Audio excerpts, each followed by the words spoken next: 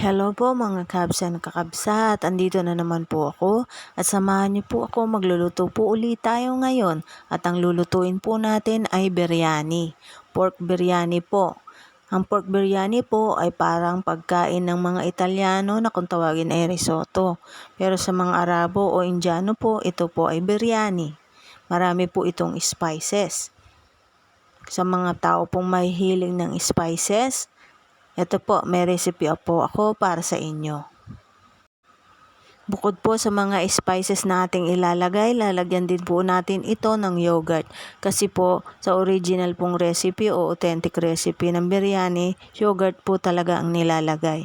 At kapag kakain po kayo ng biryani, kapares po nito ay salata o salad. At meron po tayong mga pickled vegetable. Meron din po tayong sausawan na kamatis, na meron din pong coriander. Nilalagyan din po ito ng sabaw ng saffron, pero wala po tayo noon dahil ang saffron po ay pinakamahal po na spices all over the world, kaya hindi na po natin ito lalagyan.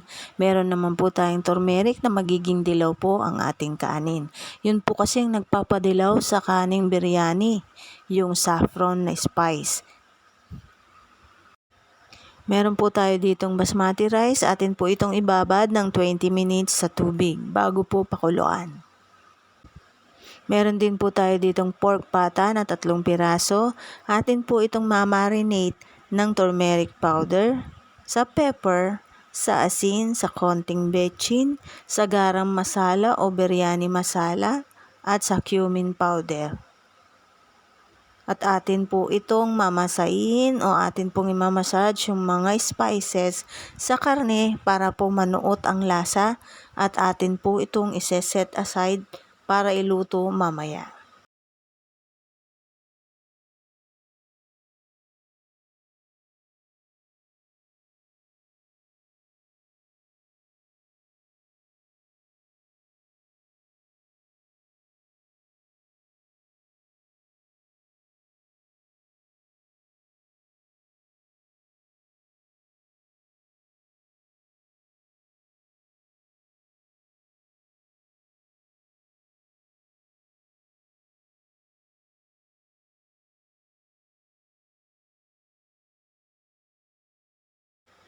Sa chopper, mag-chop po tayo ng 1 pirasong siling pansigang. Isa lamang po kasi manghang po ang sili na ito. Maglagay din po tayo ng luya at ng luyang dilaw. Ito po ay mga fresh. Tapos po atin po itong lagyan ng kamatis. Pero dahil sa mahal pong kamatis, maglalagay na lang po ako ng tomato sauce na nakabote. Isasama po natin ito na i-blend para po maging smooth ito, at ito po ang ating gagamiting panggisa mamaya.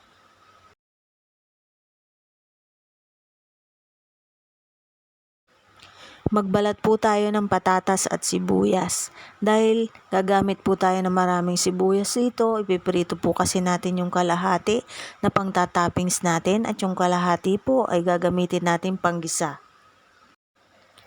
Ngayon po, magprito rin po tayo ng pasas. Nilalagyan din po kasi ito ng prinitong pasas. Meron din pong nilalagay na pritong almonds, kaso po wala po tayong almonds o nuts, kaya hindi na po tayo maglalagay. Sa pinagprituhan po ng pasas ay doon na rin po natin ipiprito yung sibuyas. Hahatiin po natin yung sibuyas para po gamitin panggisa ang kalahati. Sa biryani po kasi marami po talagang nakalagay. Meron pong pritong raisins, meron mga pritong nuts, meron mga pritong sibuyas, nilalagyan din po ito ng patatas at mga itlog. Yun po ang nakatopping sa ating biryani. Pero yung pong iba hindi ko na po lalagyan gaya ng itlog o nuts dahil hindi po available ang nuts dito, at saka mahal po ang almonds.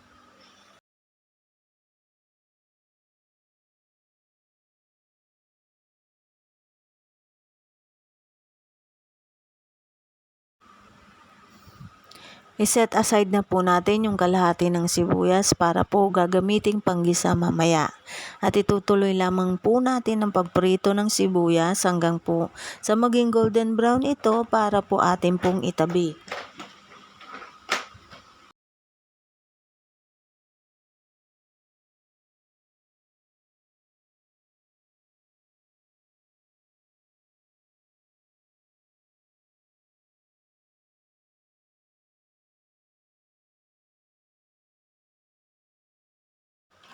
Sa pressure cooker po tayo magluto at maggisa dahil papalambutin ko po doon ang karne nating pata.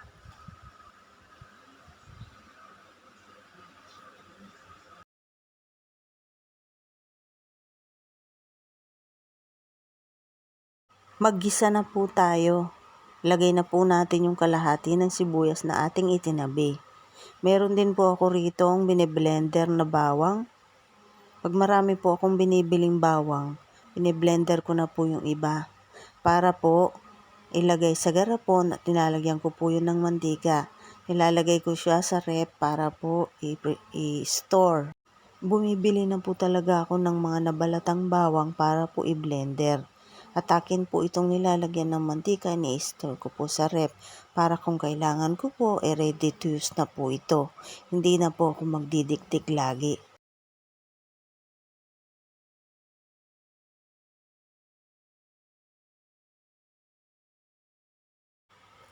Nilagyan ko rin po ng konting butter.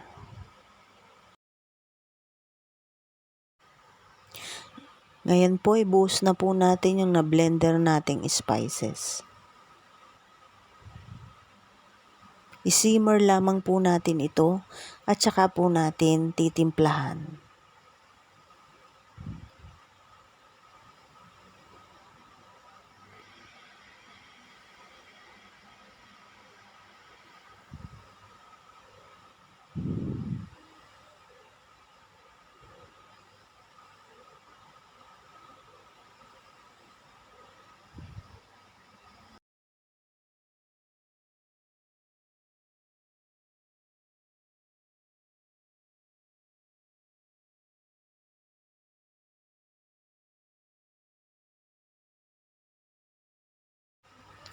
Ngayon po, lagyan po natin siya ng yogurt. Plain yogurt lamang po ang ating ilalagay.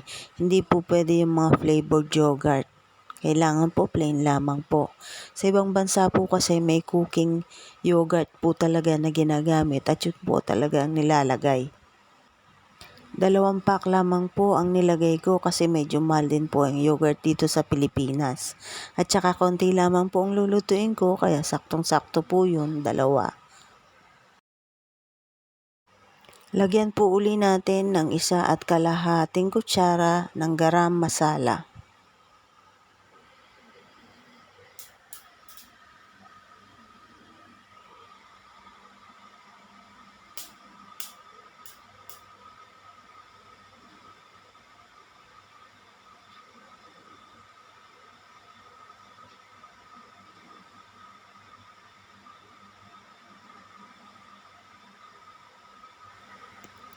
Lagyan din po natin ng 1 Knorr cubes. Beef po ang nilagay ko. Kahit pork po siya, nilagyan ko po ng beef cubes. Kasi hindi po ako kontento sa lasa ng pork cubes. Kaya beef po ang nilalagay ko para mas malinamnam.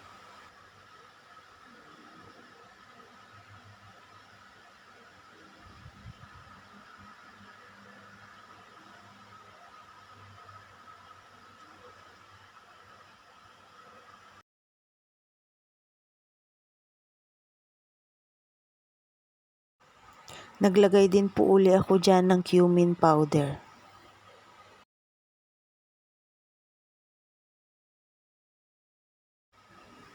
Tsaka ako na po ngayon ilalagay yung mga pata natin. Hayaan ko lamang po siya dyan at aking pong hahalu-haluin. Maya-maya po ay tatakpan ko na ang pressure cooker upang ito po ay palambutin.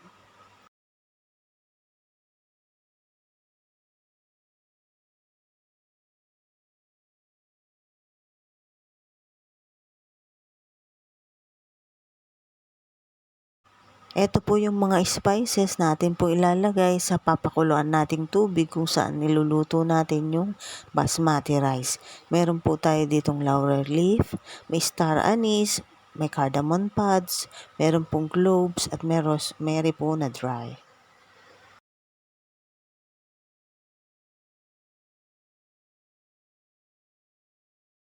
Ayan po, kumukulo na po yung ating tubig. Ilagay ko na din po kanina yung mga spices. Ngayon po, ito na pong basmati rice ang ating pong ilalagay. Hayaan lamang po natin siyang kumulo ng mga 10 minutes. 10 to 15 minutes po. At atin po siyang hanguin at sasalain. Dahil lulutuin po natin siya uli mamaya, maiin-in po siya mamaya kapag pinagpatong-patong na po natin sila kasama ng karne.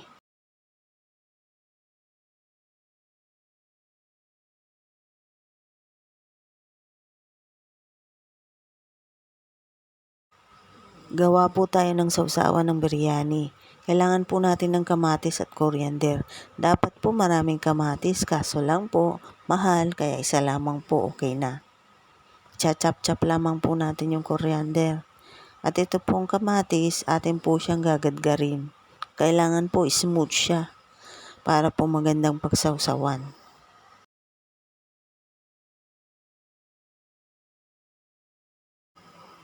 Itatabi po natin yung ibang coriander, lalo na po yung stem, kasi po yun mamaya ang ilalagay natin sa ating basmati rice pag pinainin natin.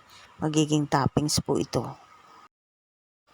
Mag-assemble na po tayo. Lagyan po na muna natin ng sarsa bago po natin ilagay yung kanin. Tsaka po natin ipatong yung mga karne. At lagyan po natin ng toppings na raisins at saka yung pinirito po nating sibuyas. Lagyan din po natin ng mga stem ng coriander. Tsaka po ipatong uli yung kanin.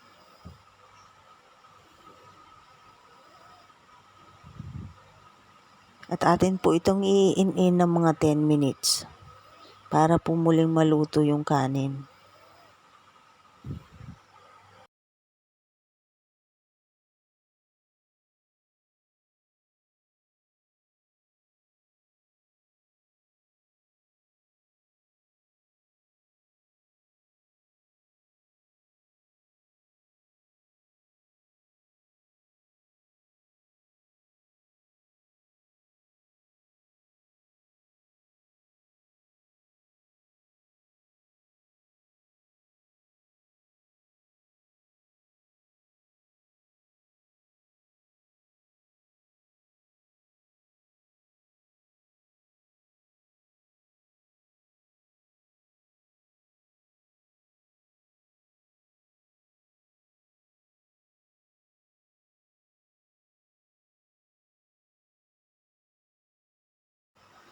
Ayan po, luto na.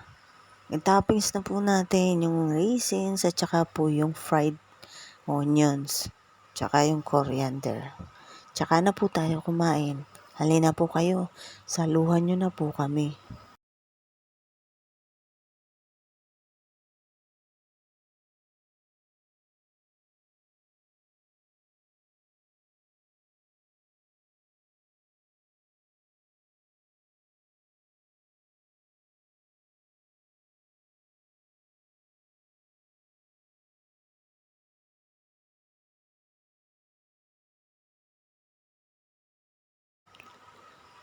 Ang aking pork biryani. Kung nagustuhan nyo po ang aking niluto, sana po mag-like naman po kayo, mag-comment at mag-subscribe. Maraming salamat po.